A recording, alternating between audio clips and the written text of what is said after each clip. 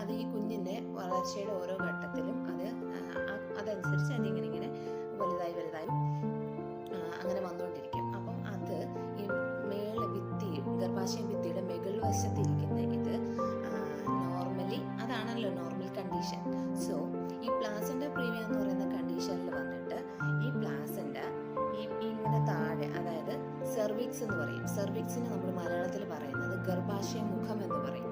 അപ്പം ഈ മുഖം ഇവിടം ഈ സെർവിക്സ് ഇങ്ങനെ ഓപ്പൺ ആയിട്ട്, അതായത് ഈ ഗർഭാശയ മുഖം ഓപ്പൺ ആയിട്ടാണ് ഡെലിവറി സാധാരണ സംഭവിക്കുന്നത്.